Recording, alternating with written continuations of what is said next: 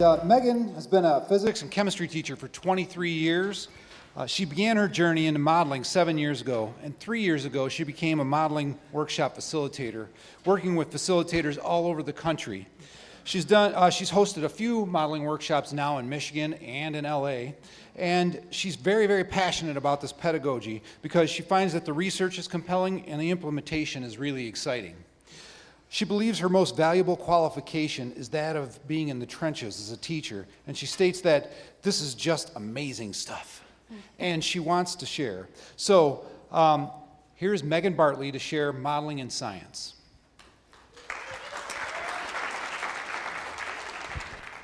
Hello, everyone. As stated, I got to spend a couple years in Los Angeles.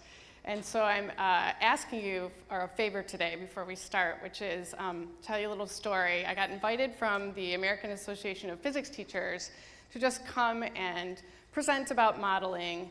And I walked in, it was at Caltech, and I walked in and I realized I was in Richard Feynman's classroom or lecture hall. And I was freaking out. I was like, oh my God, oh my God, oh my God, I'm gonna be standing right there behind the thing. And I really didn't think much about my presentation. And then when I looked up at all of the people as I started, there were quite a few like 60, 50-year-old men. They did not look happy to see me and my bouncy self. And it wasn't the greatest thing, and they gave me absolutely no feedback. It was like this the whole time.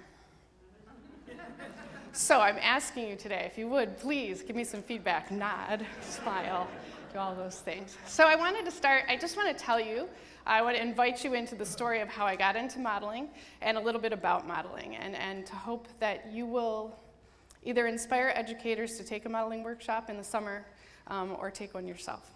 So it starts way before I was introduced to modeling. I was rifling through an old trunk of my great-grandparents, and I happened upon this item. This is my grandmother's grade book from the one-room schoolhouse. And it looks like this on the inside. And I have several of them actually from this schoolhouse, if you want to look at them at some point today.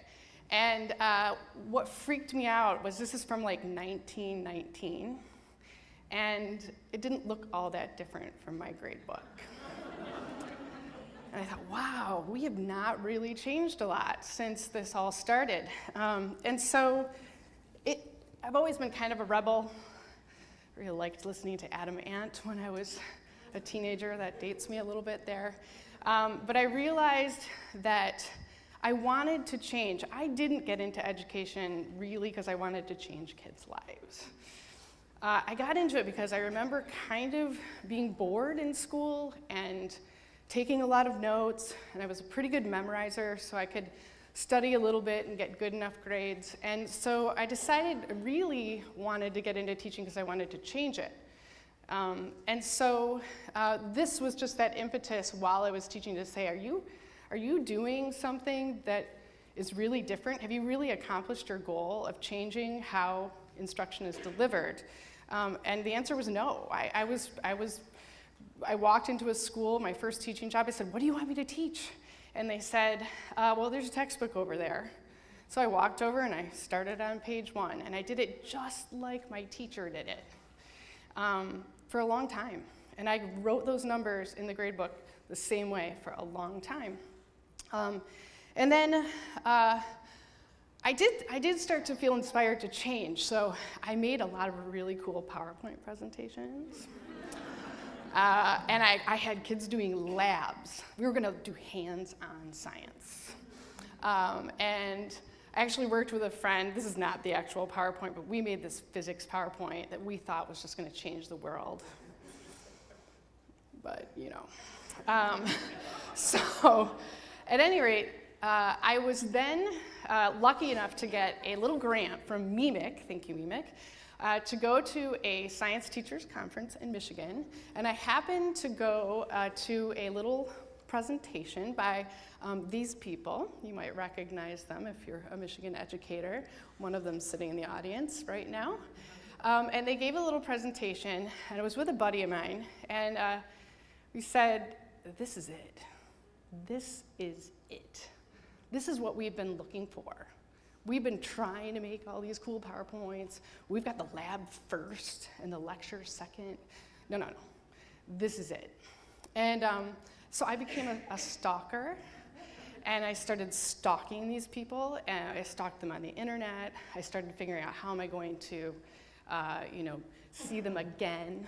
And fortunately, there was a workshop in the summer that you could sign up for, and so I did. So the journey began. And when we went to the workshop, the reason I show you this slide that's fairly unreadable, I know, is that they started to talk about this man named David Hestenes. And he was someone he was a professor at Arizona State University, but he's also got this kind of amazing resume. I mean, like, he's not just any Joe Schmo when it comes to science and science education and physics and NASA and everything. So the main point is that this man found that he basically knew that kids were coming to the university. It actually started, I think, with his own kids. And then he knew that the kids were coming in and they really didn't have the skill set that he wanted them to have. And it was kind of an overarching thing. So it couldn't be just one school or one discipline or one pedagogy that was causing this issue. Kids were coming in and they didn't have a conceptual knowledge of physics. There's a long story behind all of that that's fascinating, but I won't go over it today. But I think that this quote really puts it into place, is that as scientists, if we are science teachers, we are not trying to teach kids to memorize a bunch of vocabulary or answers to review questions. We are trying to get them to explore the world, collect data, look for patterns, figure out, is there something significant about that pattern, and then to create a model. Not a model here, but a model here of how the world works. How does the universe work? What are the rules? And really to let them start to investigate and explore and give them the confidence that they indeed can figure this stuff out. I want to mention, what is modeling like? I mean, it's really hard to describe in a very short period of time. But I wanted to mention a few key components. One of the things about modeling that you learn is that it's not about the chapters in the book. It is a story. So there are storylines that go with physics, there are storylines that go with biology, and there are storylines that go with chemistry. And when you teach in this manner, you are trying to take the kids on a journey in the same way that a human being would learn about, for example, the particulate nature of matter. And so this storyline propels the curriculum, and it propels the kids to ask the questions when they're given the data. Now you have to, of course, learn how to help them through this process. So one of the great statements that is said over and over in modeling courses is that telling is not teaching. Telling kids about what happens is not helping them understand how to look at data and to find those patterns themselves. And that's what a modeling workshop will do for a teacher. It's what it did for me, was taught me how to help kids, actually help myself in the beginning, and understand how is it that data was used in order to make a model or understanding of the way certain things work, whether it's a law, the gas laws, or whether it's a law in Newtonian mechanics. Have you ever seen this picture? Some people have, some people haven't. I had never seen this picture until I started modeling. It's actually a picture from a video, and it is the evidence that H2O, or part of the evidence that H2O is H2O. One of the things that I love to ask my students is, how do you know H2O is H2O? They're like, well, it is. I'm like, you sure? Or you just been believing that the whole time? And I tend to do a thing in my classroom now where I have a conspiracy theory website that I'm starting say no to H2O. It's really not true. It's been a lie this whole time.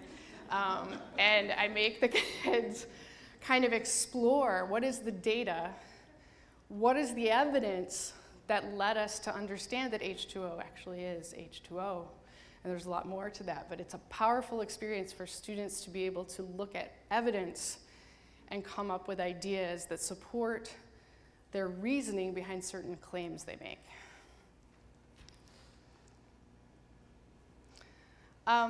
The last thing that I wanted to mention today, and there's so much about modeling to mention, but is that one of the things we try to do is make thinking visible.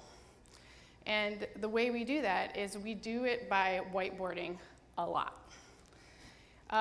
The first is really more of a chemistry concept, and you can see that there's a lot of diagramming, and then starting to reason what is the meaning behind each of these terms. This is more of a physics board where we're looking at how do force and acceleration relate to one another. And you actually can kind of derive the formula from the data rather than giving the kids a formula, letting them plug and chug through the data and saying, see how it works? It's a really powerful experience. So I have a question for you. I don't know how long many of you have been teaching. I'm in my 24th year, and I think, how many curriculum standards have we had in Michigan in 24 years? 4, right? 4. And I remember the first 5 years of my teaching, I taught in a private school, so we didn't care about those standard things that the state gave out. And then I got into a public school, and all of a sudden, I had to follow these standards. And I think the Magosi had just been, actually, I know the Magosi had gone away because the lady who was hired to be our superintendent had just come as the superintendent for the state, and they had just written the frameworks. And so we started mapping curriculum like crazy. So then, when NGSS came out, I was a little jaded. I was a little bit, God, what are these gonna look like? Am I have to draw another map and fill in the boxes a different way, and it's all just the same stuff? I was a little freaked out, and at this point I had adopted modeling. I had really worked hard to start doing this kind of instruction, and I went and I started looking at these, and that old familiar feeling did not come back.